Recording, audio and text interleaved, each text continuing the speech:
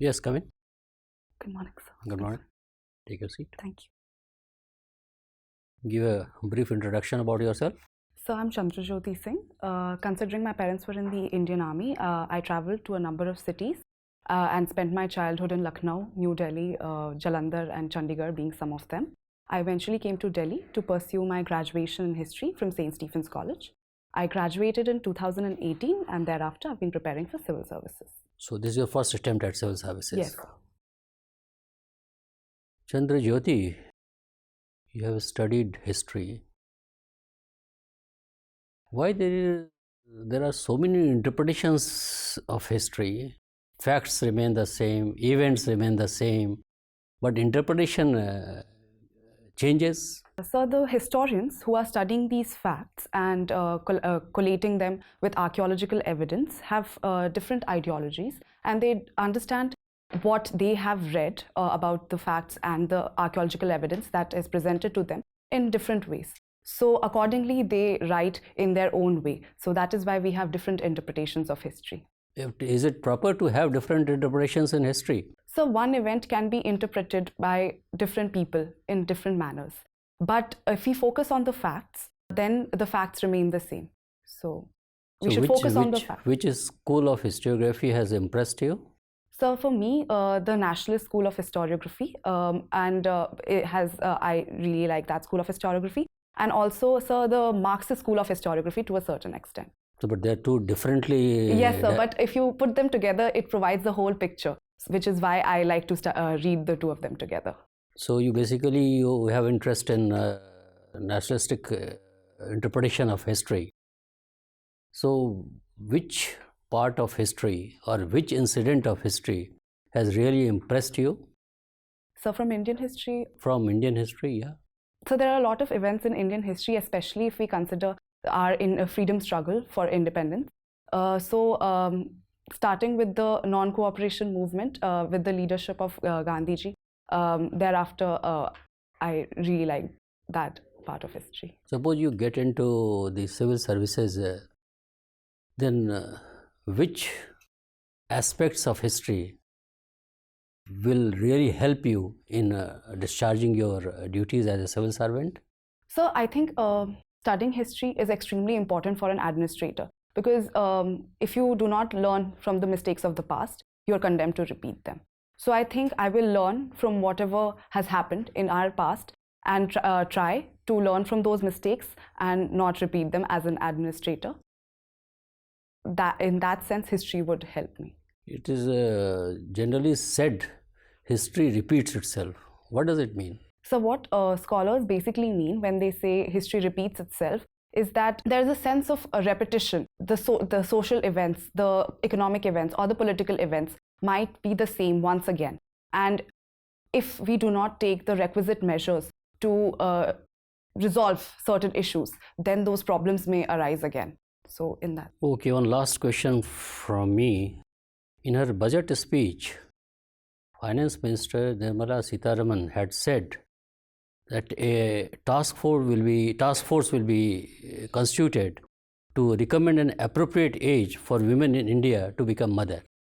What is the background of this? So I feel that this comes in the context of the fact that many girls are married at a very young age, and as a result, they become mothers also at a young age. So it has two major impacts. Firstly, for the woman herself, she is not mentally ready, or she may not even be physically ready to have a child. So that impacts her capabilities as a mother, as a member of the society itself. And secondly, sir, she may have certain dreams for her own self, which are crushed because she's married at a young age, and then she has to look after the family. So suppose you are basically advocating increasing the age of marriage. This is what I could understand from you. So today the age is 18 years for female. So what should be the age for marriage and why? So I think I wouldn't say that I would specifically recommend an increase in the age for marriage. But 18 years, I think, is the time when someone is mentally mature, physically mature. we should, rather than just increasing the age, ensure that it is implemented properly, that women are not being married at a younger age than 18. But there is a context behind it. I think if you have observed it closely, you would have found out that the Supreme Court of India had passed a judgment on this, and the issue was the marital rape. In that context, this issue was referred to the government. Yes, sir. So don't you think that raising the age of marriage will help the country in many ways? Apart from one, you said that aspirations of female, they are not fulfilled if they are married at a younger age.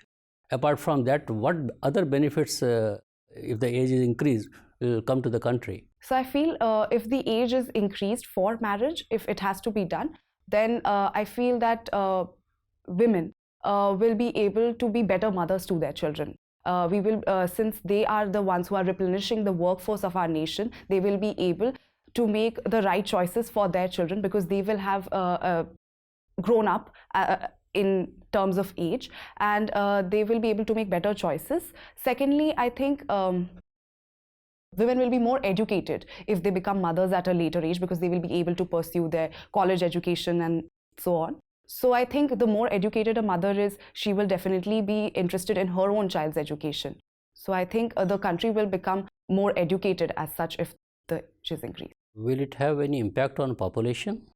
Yes, sir. I think it will have an impact on population, because when a woman is educated and she gets married at a later age, she plans for her family. So if she only raises the number of children she is comfortable with, and she may even be able to restrain certain pressure from family she's married into, because she can make them understand the consequences of raising one child, or maybe if she wants to raise 2 children. So I think she will be able to have greater say in her life. Okay, thank you. Chandrajyoti, it has almost become a ritual to observe International Women's Day on 8th of March, and in my opinion, it has not brought any result. What is your take? So I think the history of International Women's Day, which is celebrated on March 8, comes from Russia, wherein women took out a march in the early 19th century, asking for rights, especially of workers' rights and women workers' rights. So I think it is celebrated on March 8th because of that. Yeah. So it has made any impact in India as far as women's empowerment is concerned? So celebration of... it is merely a celebration, nothing more than that. What is your opinion? Sir, I don't think it's merely a celebration. I feel that India has taken numerous strides in women's empowerment since our independence, starting with the abolition of child marriage, Dowry Prohibition Act, and all of these changes have taken place which have given more rights to women and empowered them. So I feel that we have taken certain steps. Do you think that women, they have really become empowered? So in our nation, there are widespread inequalities as such. Even so, if we look at women, there may be women in urban areas coming from certain families who are encouraged by their families, the society that they live in, to pursue their dreams. So in this context, they become empowered. But at the same time, in rural areas, there are many women who are not able to have a say in their own life. So I would say that the answer to your question is both yes and no. There are disparities in the nature of empowerment that women have. So what is the literacy rate in Delhi? So of women? Yes. So I'm not sure of the figure. And UP? I'm not sure. Yeah, you don't have the idea. No problem. You have been a student of history, and that is from St. Stephen's College. Can you recall the name of Delhi, 7 cities of Delhi? Yes, sir. Yes, tell me. So the first city was Lalkot. So, but if we look at mythological times, many people consider Indraprastha also as one of the cities of Delhi. Then comes Lalkot. Then we have the Siri Fort that was established by Alauddin Khilji. Then we have Tughlaqabad. Then we have Shahjahanabad, and then we come to the New Delhi. I'm forgetting some cities. No problem. We do have certain organizations during ancient period. Can you recall? So organization? Urbanizations. So first, the first urbanization that took place was the Indus Valley civilization that was in the northwest part of the subcontinent. After that, the second urbanization took place in the Indo-Gangetic plains. So after that, the civilization began spreading to the Deccan areas. And beyond the Deccan, then third urbanization? Beyond, yeah, that took place in the southern parts of the subcontinent. The Cholas, Cheras, Pandyas, Pallavas form that part. So what is the significance of third urbanization? So the significance of the third urbanization lies in the fact that agriculture spread to these areas. As such, societies emerged and kingship societies began emerging in these areas. There was a transition from pastoral societies. Now you had good trading contact with Rome and Yes, other sir. areas, Southeast Asia. Yes. Do you have any idea? Yes, sir. So there is evidence because the Roman navigators, they discovered the concept of monsoon. Therefore, trade with India became easier. So from the time of Augustus, who was the ruler of Rome, we see that there were trade contacts with Rome. And it is said that India was a sink for gold. India was a sink for the world's gold at that time because Romans began importing large amounts of goods Pliny from had India. also made Yes, sir, certain Pliny the comment. Elder. Yeah. What was that comment? That's a very important historic comment as such, because that shows something about our balance of trade. So it was regarding the fact that all of Roman gold. Tell me one thing, right to internet service, that is fundamental right? Yes, sir. How can you say that? We do have just 6 or 7 fundamental rights. So under Article 19, we have freedom of expression. So in that sense, a right to internet, to access information there and to air our opinions on the social media or any other platform on the internet becomes a fundamental right in that sense. Just yesterday, your information broadcasting minister or law minister also said that it is not a fundamental right. What is your take? So I would still say that it is a It's fundamental. a fundamental. And what about Public Safety Act? So I'm not. You have not heard about Public Safety Act in context of Jammu and Kashmir? So I do not have the details regarding that.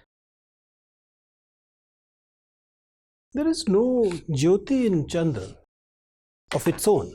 Why your parents named you Chandrajyoti? So it was my grandmother's name, so my father decided to name me after her, to honor her. Okay, so should I assume that you'll not only be reflecting the Jyoti of your parents and grandparents, you'll have some Jyoti of your own? Yes. Chandrajyoti, both your parents are with armed forces. Well, your mother is probably retired, and both of them were with the medical field. Tell me, do you believe that there exists a glass ceiling effect when it comes to women in high positions?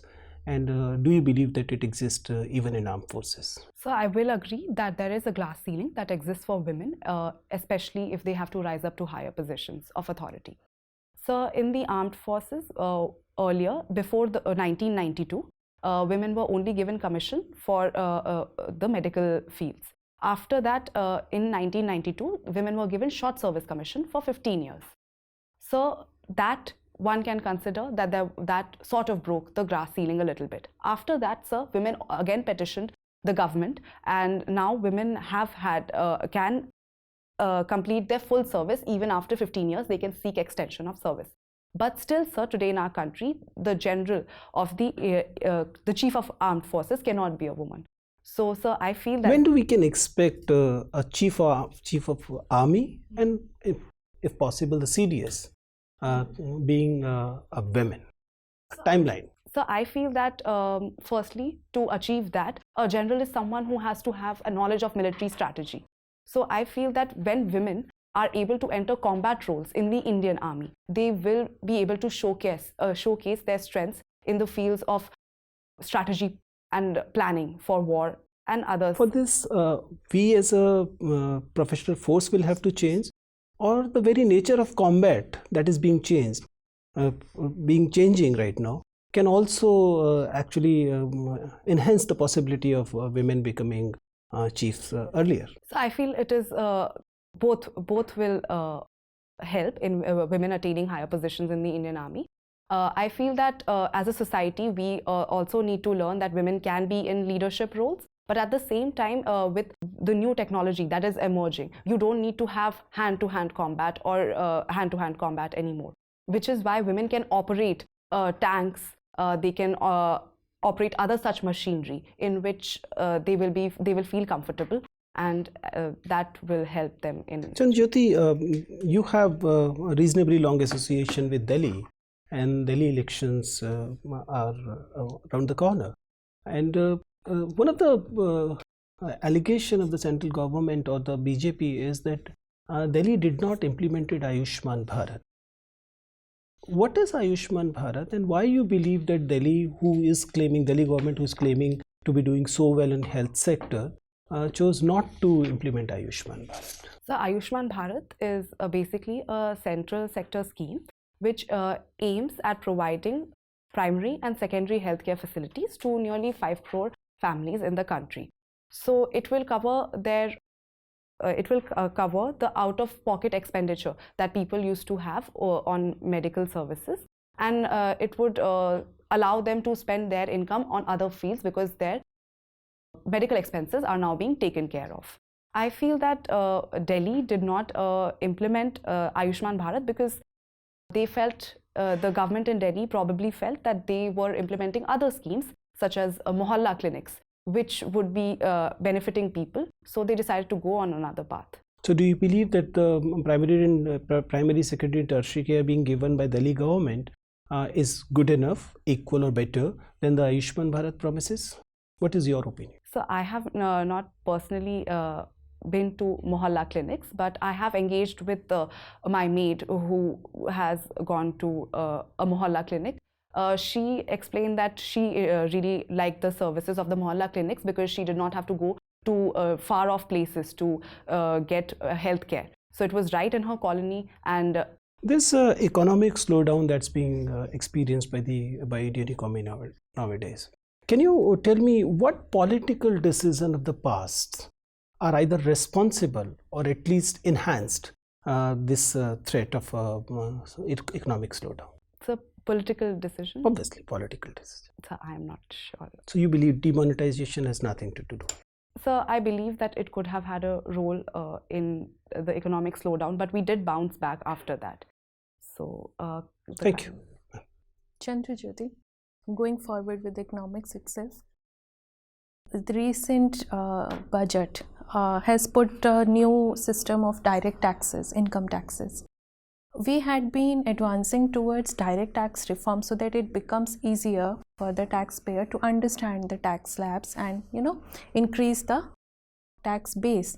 Rather, we have complicated matters. What are we doing exactly? Ma'am, I feel that the government did have a certain aim in mind when they brought out the new reforms in the direct taxes that are presented, that have been presented.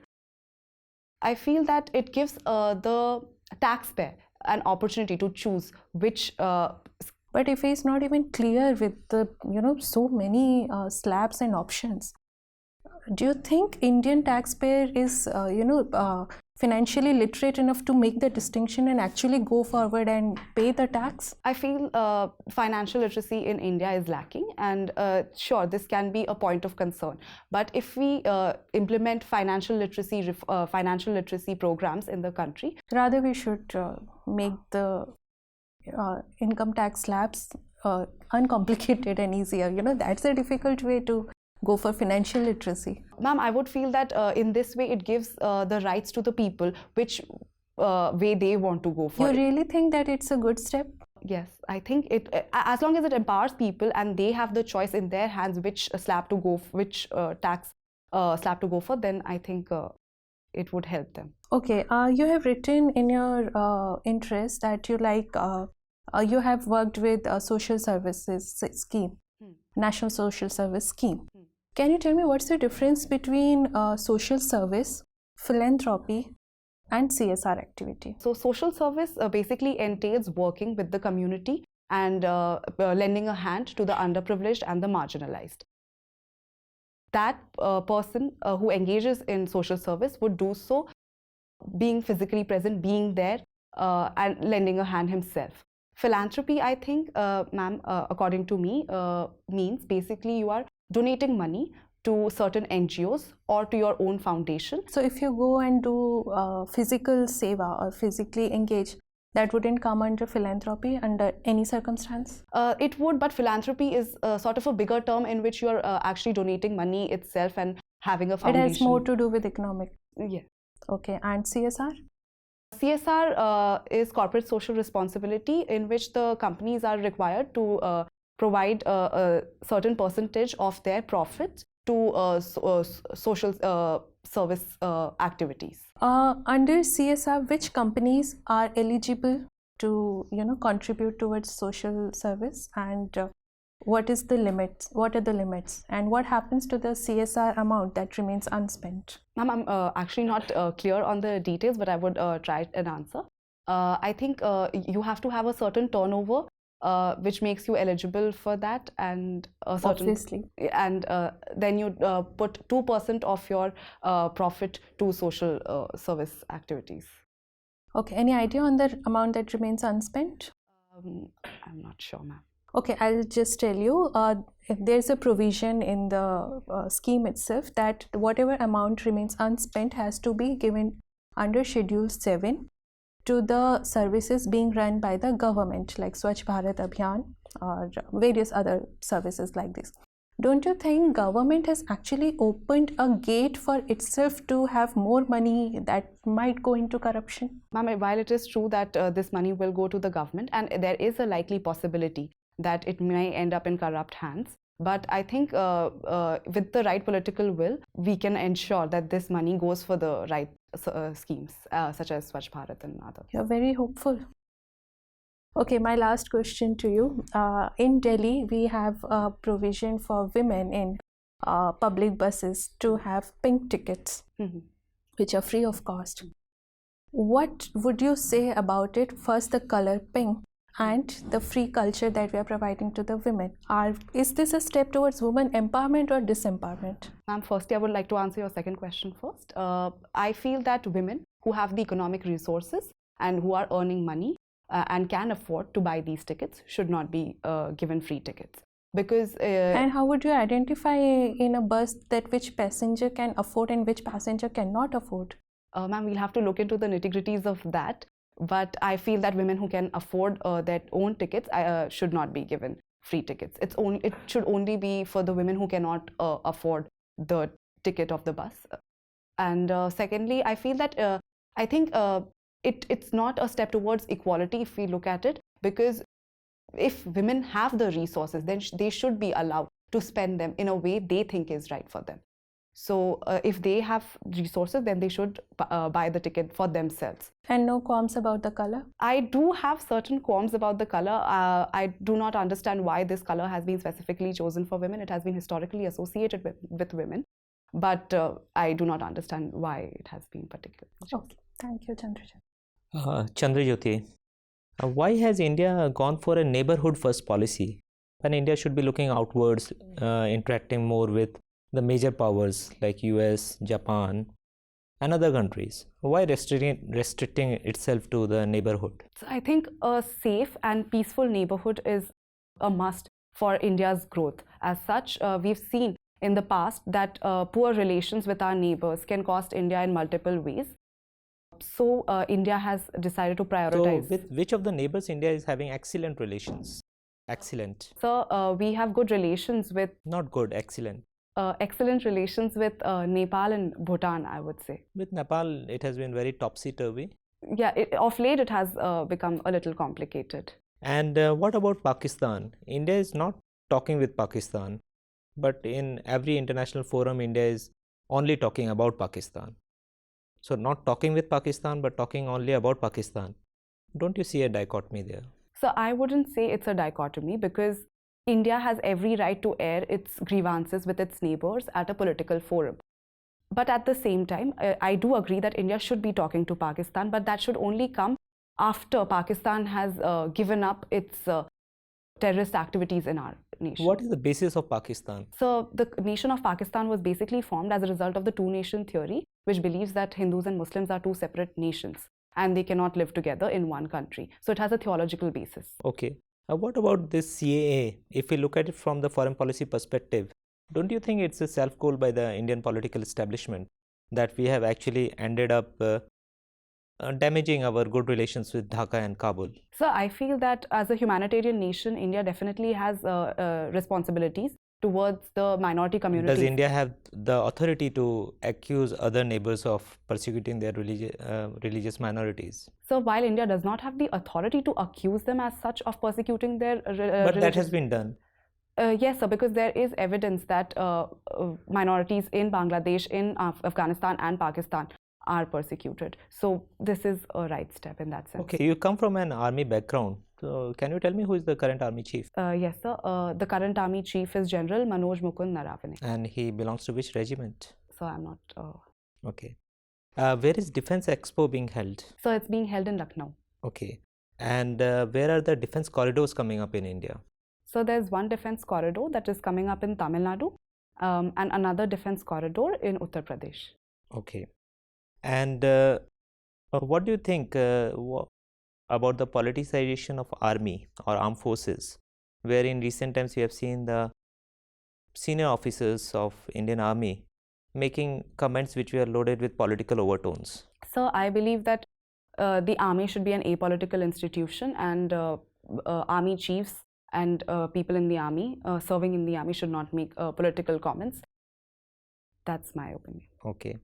And what is the reason why army kids are so successful in beauty pageants? So actually, I think army kids are successful in beauty pageants because army instills in you a sense of confidence, because you are made to travel to new cities and you have to engage with new people. So in that sense, you learn public speaking, confidence, and that helps them in beauty pageants. Okay. My final question to you: who has written the book End of History, and what does it mean by the end of history? So the book End of History was written by Francis Fukuyama. Yes. So by the end of history, I think he refers to the disintegration of USSR and the fall of communism and the rise of a capitalist society which is based on the ideals of democracy. So history as we know, has it ended? No, sir, I would not say that. I feel that there are history as we know has not ended, because I feel that there are elements of socialism and communism still existing in our world today, Okay. in Thank China you. and other countries. Chandrajyoti, being a student of history, do you really believe that by abrogating Article 370, Union government has corrected a historical wrong? So I feel that by abrogating Article 370, there are certain benefits to the abrogation of Article 370, in the sense that it will pave way for the greater integration of the people living in Jammu and Kashmir and then Ladakh as well with India. But at the same time, I feel that there is a mistrust that exists currently at the part of the people who are living in Jammu and Kashmir, and that should be taken care of. Last question, do you consider yourself a leader? Yes, sir. What are the qualities of a leader? So a leader is one who leads by example. So I feel that a leader should be innovative, should be able to be calm under stress, and should be able to take everyone along with him. Have you ever displayed such qualities in one of the student forums or in your college or anywhere else? Yes, sir. Can you share with us? Yes. So as a batch representative of the History Honours batch, I tried taking all the students with myself, in the sense that there were certain students who were visually impaired, and there were also others who studied in Hindi, as in their language was Hindi. For the visually impaired students, I made sure that their audio recordings were made available to them so that they did not fall back in class. And secondly, sir, for the Hindi medium students, I tried so when a book comes out in the library, the first edition is usually in English. So I would try to ensure that the Hindi editions of the book would be made available to the students as soon as possible. Is it important to be lucky or skillful? So I think both work hand in hand. Okay, thank you very much. Our interview is over. You may go now.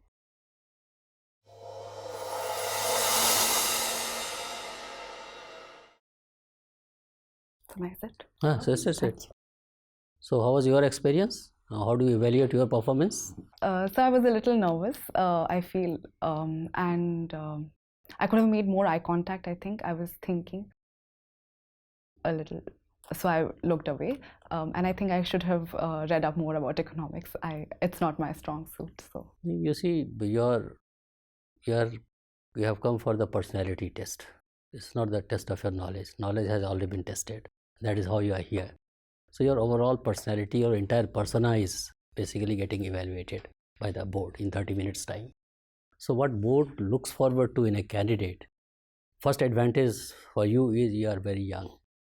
So that is a positive quality in you, and board will look forward to induct such young people so that they have a longer length of service and they know nitty-gritty of the government working.